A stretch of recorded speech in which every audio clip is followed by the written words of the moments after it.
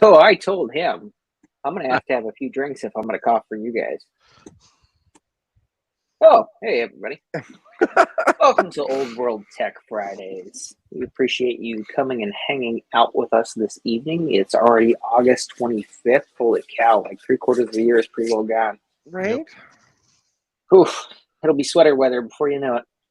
I am looking forward to it. I love sweater weather. Like, give me fall. My favorite season of all. All the UGG boots and pumpkin spice everything comes out here soon. Starbucks pumpkin spice came out yesterday. That's true. Oh, did it? That means fall is officially here. Yes. Oh, because we have a Starbucks at work, so I'll have to pop in. Yeah, that's what sick kids need. High fructose Starbucks coffee. Yeah. And red dye number 6. Not necessarily the kids, but the parents. Fair enough. Yeah. And the hospital staff. So who do we have joining us? We have Sloopy Malibu, JC, Retro Techie, Adam McGee, DJ Craze, Scarlet the Four-Eyed Cuda. Although we might have to ban DJ Craze for calling us Smack Yak, but anyway. Love you, Gut Bomb, Garth Beagle, Joe's Computer Museum. Hi, Joe. Wah! I don't have the thing. Let me see. Who else do we have here? Geek with social skills. Freaks with social skills. Freak with social skills. No, that's his OnlyFans page. I know. We're not supposed to talk about it. Yeah, right. Yeah. So, I'm going to start. Joe. Oh, hang on. You are up top, so yes. Okay, just bear with me 1 sec. Yeah, hold on. We're going to go for a walk in my bedroom. Hi, everybody. I am clothed. Brown chicken, brown cow. Right? I also have my there. It's a little dusty. By the power of Joe combined. Ta-da! Hang on, let me pull out my Joe. Hang on. It's not that kind of stream. Come on, get your Joe. There you go. I got my Joe. There we go. We all got our Joes. Everybody flash your Joe. And that's been our Joe moment. Yeah. Hey, look, guys. Okay. I'm going to have a cup of Joe. Yeah. Oh, you don't need to make me bake for this. Frank, I'll go back to regular size. Because there's nothing. Yeah, yes, Gut Bomb. We had a size, Trina. As Gut Bomb just pointed out, we had a Joe-ment. Joe-ment. Ooh, I like that. We did have a Joe-ment. Yeah. Yep. So today I received this package in the mail. And it's interesting because when I was on Facebook Marketplace, the person said they were in Toronto, Ontario, but it came from Saint Hubert, Quebec, which is not Toronto, Ontario. It's a totally different province. But that got me thinking of the episode from MASH, Season 9, Episode 9, called Taking the Fifth, which featured a very, very, very stereotypical Canadian guy who every other word was the word A. And he talked about You've been looking at my search history again, didn't you? Talked about beavers. So yes, I have been looking at your search history. Hockey, stereotypical Canadians. Maple syrup. Yeah, maple syrup. Yeah. Universal health care. Yeah, probably. Yeah, anything Canadian. But so Colonel Potter has to talk to Colonel Lafleur, which is the colonel of the Canadian regiment. Mm-hmm. And he starts off with it says, let me see here, where did the quote go? I had it up in front of me. Oh, here we go. So Colonel Potter says, "Hello, Colonel, a jaunty alouette to you." And that's all I could think of when I got the package. A jaunty alouette to you. Javier, how art thou? Oh, yes, Javier. And as Geeks with Social Skills pointed out, Commodore phones are also something very Canadian. Yes, and very rare to find anywhere, apparently. This is true. Also, I'll be auctioning off my Commodore phone. $6 million. No. I need to go to VCF Midwest. Maybe I'll auction mine off. No, I'm just gonna send people pieces of mine after I snag. and pieces of it. Yeah. Here's the bottom, the speaker cover. Fun. So, what brings us together tonight? What evil plans do we? Oh, sorry, that's the wrong stream. This is the Retro Tech one, isn't it? That's the Thursday one. Right. Sorry. Secret Mason handshake to you. So, this day in tech history. So Sunday was August 20th. So I think we'll start there. So on well, not Sunday, obviously, in 1911. But on August 20th, 1911, the first commercial telegram was sent around the world. The New York Times sends a telegram message to test how fast a commercial message could be sent around the world. Reading simply, this message sent around the world is left at 7 p.m., traveled over 28,000 miles, and was relayed by 16 different operators. It arrived back at the Times only 16 and a half minutes later. The building where the message originated is now called One Times Square and is best known for when the ball drops on New Year's Eve. So that's cool. I didn't know that. August 21st, 1993, the Mars Observer is lost. NASA loses contact with the Mars Observer spacecraft 3 days before it was to enter into orbit around Mars. The reason for the loss of contact was never definitively determined, but most people think it was caused due to a rupture of a fuel tank, one of the fuel cells. Can I mention a fun little anecdote about that particular loss? Sure. They also, on that particular loss, were using a Gravis gamepad to control it. And it was made. That makes sense. And it was made of unrefined carbon fiber. Let's see. Too soon? August 22nd of 1987, The Legend of Zelda is released for the NES in North America, considered one of the most influential games of all time. It was the forerunner to the role-playing video game genre and spawned one of the most successful series in video game histories. This was the golden cartridge, Legend of Zelda for the NES. August 23rd, 2002, Mac OS X 10.2 Jaguar is released. Happy for the first time, the Happy Mac icon is actually not part of the Mac operating system startup process, and instead replaced by the gray Apple logo that's still in use today. Jaguar is also the first Mac operating system where Apple publicly used the code name to reference the operating system for all marketing purposes.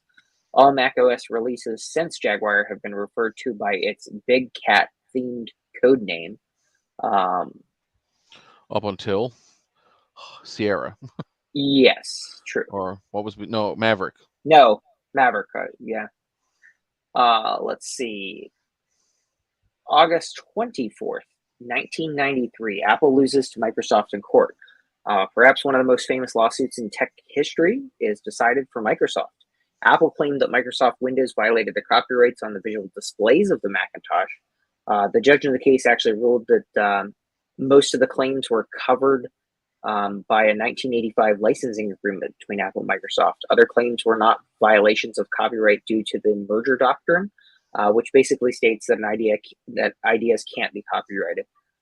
This paved the way for Microsoft to develop Windows 95, which imitated the Macintosh even more so than previous versions of Windows, which leads us to also August 24th, but in 1995, kicking off one of the largest product launches in tech history, Microsoft releases the highly anticipated Windows 95. More than 1 million copies would be sold in the first 4 days of its release alone. And then another August 24th, this time in 2011, Steve Jobs resigns as Apple CEO. He said, I've always said that if ever there came a day when I can no longer meet my duties and expectations as Apple CEO, I would be the first to let you know. Unfortunately, that day has come. And that's his speech to the board at that time when he resigned. And he passed away. And then 43 days later, he passed away. Yeah. So today, August 25th, this time 1991, Linus Torvalds posts a message to the internet news group comp.os.mini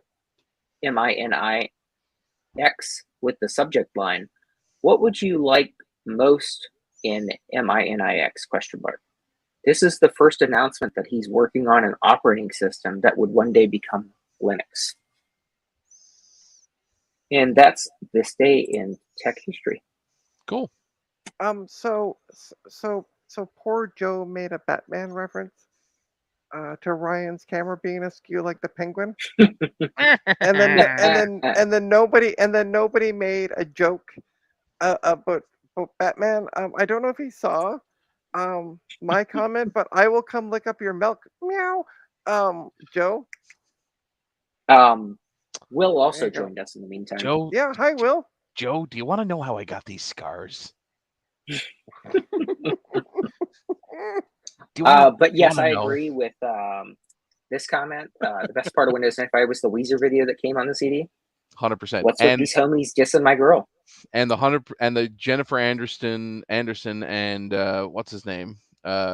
How-to video that came out on VHS. Matthew Perry. Matthew Perry, yeah. Wasn't that the one that also had the screensaver with the walls maze? Where it went through like that was like Windows maze thing with the walls? Or was that 98? I think it was 95. 95 had the maze screensaver. That's what I was thinking. It was the same as the one with the Weezer video. Yeah, you had both Windows 95 and 98 that came with the. I think it was 98, either 98 or not. I know 98 SC had it, so I don't know if 98 came with it, but I know the SC came. I don't know. With it, so. So yeah. If only there was a way. Windows 95 it came out with. Was shipped Windows 95 and 98. There you go. So Pipes was the best screensaver. It really was. No, the best screensaver was blank screen. Change my mind. Yeah, exactly. We can't change what you don't have, so. It's true. I timeshare a single brain cell with like 5 other people. Right. And this is not my week. So I've got a little soapbox to stand on, as I usually do when I have a media such as this. Oh, James! I see. We have James Cameron. That's who JC is. Yeah, it's James Cameron. Oh yes, that's true. We knew that from Newfoundland. Yeah, James Cameron. He's going to tell us. He's going to tell us all about the Titanic. No, he's going to tell us about what killed the Mars rover that time. Okay. I say it was a Gravis gamepad, but maybe it was a Logitech. Who knows? Cue modem sounds. Oh, for your sharing the brain cell. Oh yeah. Joe has the modem sounds when he gets. I don't know how to do the sounds with my Stream Deck. You just got to program. I need to learn how to do that. As Trina would say, you need to learn the internet. I do. You need to learn to. I don't know how to interweb properly. You don't even know how to computer properly, so. No, it's true. Well, I'm still waiting on those VHS tapes. And by the way, they would have done a better Windows 95 video. Remember how they did with Jennifer Aniston and Matthew Perry? If it would have just been Jennifer Aniston. They literally could just done Jennifer Aniston standing there in one of her shirts on the set with the hard nipples. Totally fine with me. See, I always remember, I'm pretty sure it was Windows 95. You mean her joypad? Yeah, her joypad, yeah. I vaguely remember, it was Windows 95 where they had, one of them was Jerry Seinfeld and one was Jay Leno. I think Jay Leno was 95. Yeah. And so I remember, didn't it crash on set? And he made some joke about somebody getting fired. Mm-hmm. And Bill Gates was really pissed. Yeah. Yeah. Yeah, James, I know you're from our local retro group. I'm aware. Yeah. So what do you got today, Ryan? So what I have today, basically, I'm just going to talk a little bit about a cool article I was reading about something that happened between Microsoft and Adobe, and kind of how it got me thinking about how do we preserve written word, specifically digitally written word, in our day. Our people prefer papyrus, right? I mean, back in the day, if you wanted to save something, you got your chisel out and you ding ding ding ding ding ding ding, and you Ron, you came at the right time. Just hey, Ron. Apparently, Retro Techie also has a wrong way of pronouncing Adobe. It's not Adobe. Adobe is something we smoke in Canada. Adobe is a piece of software. And if you're here in Toronto, every other store is a Doobie store. So it's a bit dubious, if you ask me. Oh. Anyway, so most recently, Adobe and Microsoft have broken some, we'll say, historic or retro files by removing PostScript font support for a lot of things. So back in the day, I want to say mid 80s, thereabouts, Microsoft, or I should say Adobe, um, let me see where my notes are here. I have them. My note window closed. Please hold on while I try to find that one brain cell that I had working earlier. Do do do do do do.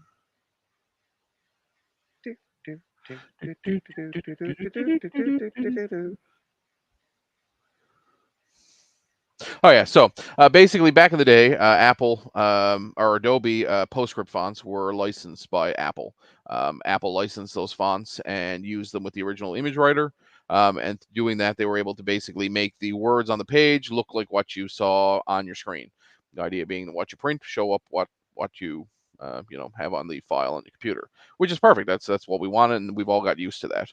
Well, you know, uh, move forward several decades, and those were considered PostScript Type 1 fonts. But by the mid 2000s, they had released an open standard. They become somewhat ubiquitous across lots of different systems, and nothing really changed. But then, unfortunately, in January 2023, Microsoft and Adobe made some changes, which broke the PostScript Type 1 fonts, which means any of the documents that had those fonts in them no longer load. They load with errors. They load with wingdings. They load with, the PDF will actually crash.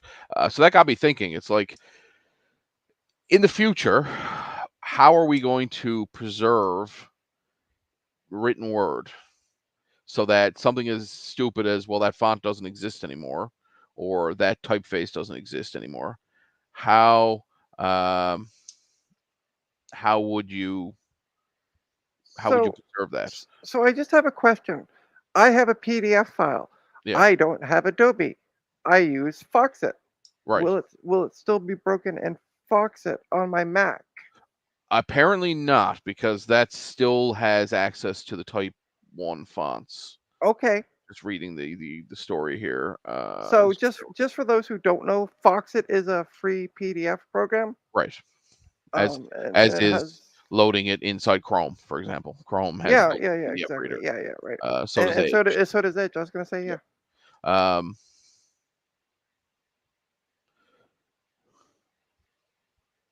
Yeah, and so apparently Microsoft Mac OS has also recently lost built-in support for Type 1 PostScript Type 1 fonts unless you use a Oh, third-party software and documented workarounds. Type 1 fonts can still, however, be installed directly in an older version of Mac OS, and still possible to install Type 1 fonts on modern version of Windows 10 and 11, but you have to do it manually. so Adobe's this is the reason everyone out there should keep your Apple computers running Mac OS 7.3. Yeah, I'm just pulling a number out of my butt because I don't even know if that exists. But sure. Adobe says that the PDFs and ESP files with Type 1 fonts will continue to render properly as long as those fonts are placed for display purposes, in are placed for display and printing, but not as graphical elements. So basically, as soon as you go to edit the PDF, they'll disappear. well, If you want to see these kind of fonts on your system, Windows, Mac will show you that information with a little tweaking. In Mac OS, you can use the Open Font Book app, which switches to the list view, and you can find the font that way. Same thing, you can go in Windows 10 and just install the font like you normally would install a font. Um, but it's interesting. It got me thinking. It's like we keep things. We talk about preserving things, preserving, physical documents. Like, you have mhm. a manuscript from the 1850s that's stored in a hermetically sealed yada yada yada thing. It might be digitized so that you don't have to touch it to look at it. But that got me thinking. It's like, as documents are produced now, maybe stuff produced today is a little bit more safe, but stuff that was produced in like Lotus 123 or in latex or in things that are not necessarily modern word processors. How Hmm. are we preserving that information, or how are we allowing that information to be, upgraded to a newer standard where it can be preserved?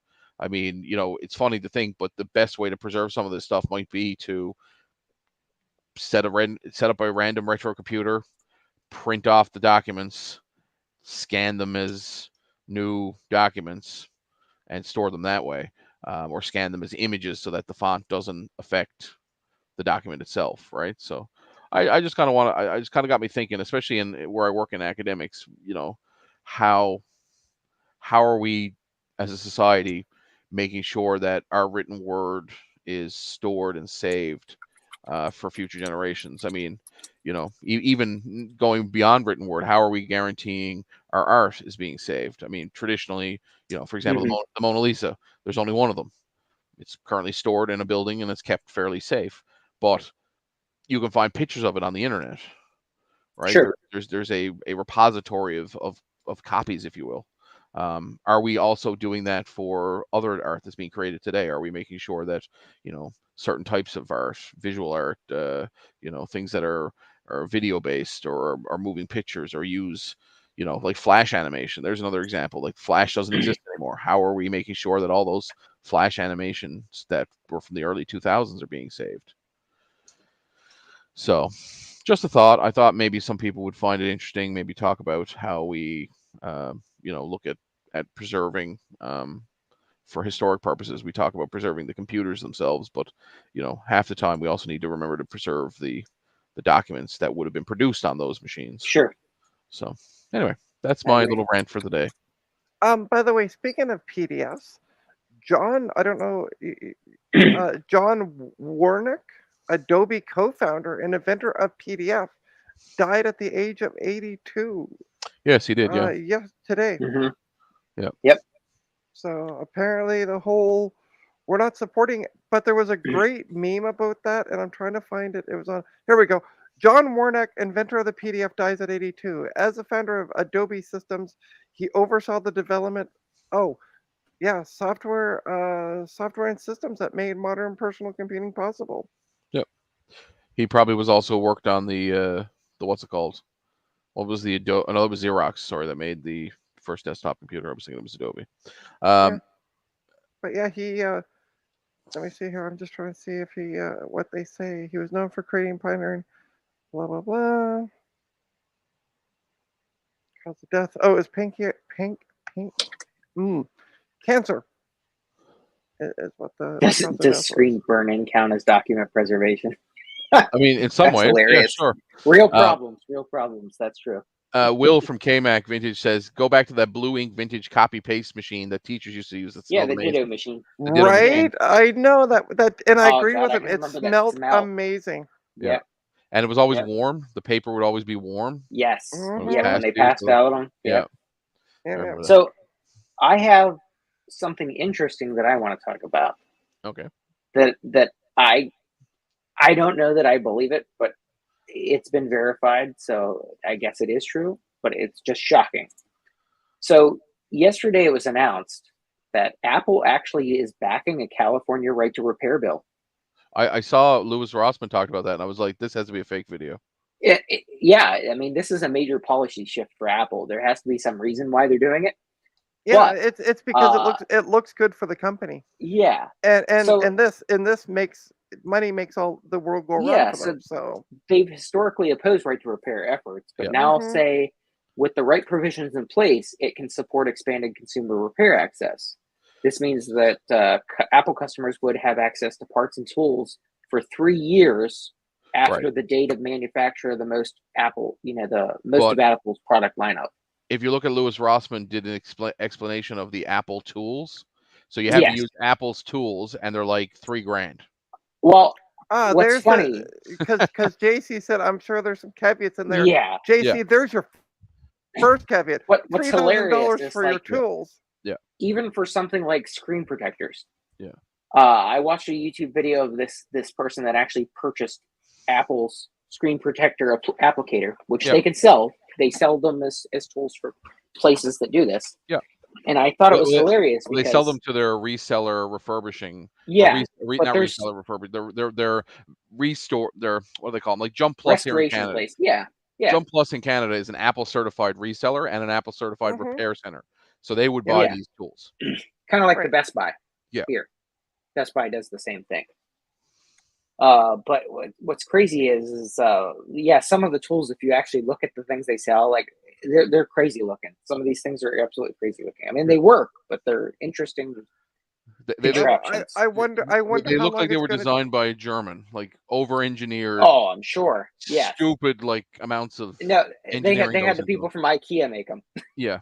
The But people I'm that make the sure IKEA furniture. give it about a month after they're on the market, and you will Hmm. be able to go to what's that stupid place that keeps emailing me? Wish. No, the other cheapy AliExpress. place, AliExpress, and you'll be able to get them for Oh nineteen ninety God, yeah. nine. Well, see, Yep. this is the thing is Apple will.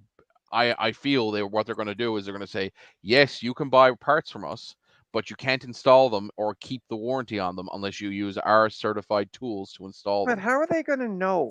That's the question. because they'll I ask to mean, see them. how are they going to know if I use an iFixit toolkit to open the bottom of my MacBook Air Well, versus the I would Apple bet. Because what they're screwdriver I going to would do, kit? bet they're going to go they're look going at to Trina. serialize them. Yeah, and they're going to look at Trina and go, she didn't buy one of our toolkits, so how is she Nope. installing that? Mm, Exactly. I guarantee you, they're going to serialize it or have you on a list that says whether they've sold you that product to yeah, do it. probably. Mm. Then you'll probably have to do those boring training videos that Apple has in their training library. Oh, Yeah, like The I e-learning love what things, yes. JC said. with the tools fail, you're not allowed to repair the tools, probably. That's Yeah. probably true. Ah, Yeah. Yeah, the I new mean, MacBook Pro, you can't even swap the screen. They actually changed it now, so you can't even do serialized. the yeah, screen swap. they've Yes. done that since about I think it was 2020 is when they Yeah, but there's a started new doing that. version of that that just came out Oh, in the really? newest product launch. Oh shit. It's an embedded chip now that Oh, they did. It's a for security F's chip. sakes. I So yeah, saw somebody did a video on it. you can repair your laptop, but we're just going to make it completely effed up so you can't, like, Yeah, if you Basically put anything new on it. they make it so that you can replace the screen, but your webcam and your microphone and maybe your speakers won't work. Right. well, I'm honestly And surprised you'll probably get like this that they're not watermark getting. going, this isn't legit, Yeah. right across the I'm screen. surprised they're not getting fined or something because of the amount of e-waste they produce by locked iPads and locked devices that they claim that there's no way Well, to wipe them and this is probably why they're resell them. supporting it to Yeah, stop people from suing them. I know they lost the because battle I think in the it's stupid. EU. They did lose the Oh right to yeah. repair battle in the EU. Well, they So Well, I also think not lost it's only just that, but the the cell phone charge charger port. thing. Yeah. Yeah. Which yep. means they're all moving. But the funny little caveat there is they'll put a USB 2 for or USB C for charging, but it doesn't mean they'll make them USB 3 speeds, Mm-hmm. They don't right? have to, They as don't long have as to. they include it in the box. Yeah. So they All very right. well could continue because even now Thunderbolt is still only USB 2, but they've talked about increasing it to USB 3. But they'll whether or not they actually do it. So when I read this comment from Gutbomb, all I can think of is they know when you are sleeping. They know when you're awake. Yep. Oh, believe me, I'm sure they know Yeah, right. exactly Yeah. what you got. But yeah, Okay. it's interesting. I mean, it's designed obsolescence. I Mhm. always say people ask me when did sometimes people ask me when did computers become appliances and when did and stop being like a luxury. Yep. And I said the minute Yep. Sears started selling computers. Yeah. Oh, So sure. I remember that day. I was working at Radio Shack or would sourced by Circuit City at the time, and it was like 2006, 2007. Sears started selling computers, like actively selling Windows-based desktops, and they had a whole section for Mm-hmm. Windows-based desktops. Yeah, I I mean, they remember that. sold ColecoVisions and they sold Commodore 64s for years, but And they also this had their own. They also had their own Atari they did, yeah, 2600. Yeah. yeah. But So, a game console, right? Yeah. Yeah, Yeah. you could get a VIC 20th series, yes. But I mean, the minute they so opened up their own like genius section, if you want to call it that, Right. next to the washers, it was like you could get your washer, your dryer, and your new Acer, shitty Mhm. computer. So speaking of Radio Shack, they were just purchased recently They were, by Unicomer, which is based out of El Salvador. yeah. They own a lot of different brands in Central America, the Caribbean, South America, North America. But they purchased Radio Shack. and they had already operated a lot of them that are still open in South America, but they plan on opening new brick and mortar stores here in the United States. Awesome. Hopefully starting next year. Bring it on. But they purchased all of Radio Shack. Yeah. We're gonna soon have to. Thanks, Javier, by the way, for going live while we're live. But anyway. Oh yeah, I just got that notification on my phone. Yeah, I just did too. Yeah, he posted it earlier that he was going to come on or start a stream at 8:30. Oh, okay. He's refurbing, I guess, new the Apple IIc keyboards from Mac Effects that weren't correct. Okay. He's going to try and are those the one that Action Retro showed off in his stream or on his video? And Javier. Yep. Yeah, they're the ones that they're the ones Joe made or helped make. Yeah. Yes, correct. Yeah, that's right. It was also Joe because I remember I posted the video on the Discord and I went, "Hey, congrats, Joe and Javier," because they both got a mention in his video. Yep. Correct. And not just. I'll also point out, it's funny how like the layers of YouTube work, but Sean from Action Retro got a shout out on Control Out Reese's podcast, if you want to call it that, where he was interviewing LGR, and LGR is a huge fan of Sean from Action Retro. Oh, very cool. Yeah. So, Geek with Social Skills and Joe are on Javier's stream as like on the stream. Cool. Okay. Yeah. So so we were talking about computers and stuff, and it was interesting. I got talking to this girl today that I was deploying a laptop to, and I said, I was grumbling about something happened, and I said, "Stupid Windows computers." I said, "We should all be using Apple." She said, "I totally agree." And then she said, she was happy with her 20. Let me see. She said it was about 8 years old. So what would that make it? 2015? Yeah, she had a MacBook Air. She got it when she was in high school 8 years ago.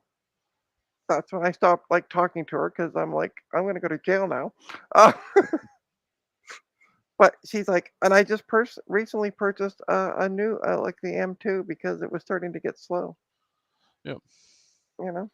Well, we bought a bunch of M1s for the school there yesterday because they were on sale. $1,090 for a brand new M1 laptop. Wow, nice. Like, wow, that's cheap. Sure. I'll buy it. Right. Yeah, they're probably trying to clear out the M1s now. But they have piles of them because they're not. I don't think they're selling. Well, we know they're not selling as good as Apple thought they would. Right. Yes, exactly, Retrotech. I totally agree. I'm 3 times our age. Like I can't talk to you anymore. I can't be in the room alone with you. Inappropriate. Yeah. Anyway, so I guess if somebody else is streaming, we should probably head over there. Well, okay, just one quick sec. I do want to just bring up one quick thing. 2023, the world of retro computing. It's happening. Let me see here. The 16th and 17th of September. Free admission. It's in Kitchener, Ontario. For anybody in Canada, go check it out. Awesome. I wanted to plug that in there. I will be there. The kitchen. Yeah, Kitchener, Ontario. Mm-hmm. Well, thank you all. I'm saving up for VCF 2024, so that's right. I don't know which one I'm going to do, but I'm just going to blanket statement VCF. That's right. VCF 2024 for the whole VCF season. So what Ryan is looking for is people to go to his GoFundMe page. No. And just start donating. No, so that he can spend the entire from March to September in the States. No, I'm going to pay my own way. Thank you. I'm just pay my own way. I believe in charity. I do charity. I don't take charity. Yeah, there you go. Unless you want to give me a Corona computer, in which case, by all means, I would like to have the world's largest collection of Corona computers. Yeah, everyone needs to go to work. Get off your butt and go to work. Right, go to work, folks. There you go. All right, so we are going to head over to Javier's stream. Thank you for joining us. Yes.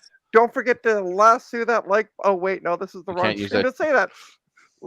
Don't forget to hit that we're like gonna get sued. We're gonna get sued. No, copyright strike. Oh my god. Well, that's okay because Joe's Computer Museum is one of our sponsors. So good.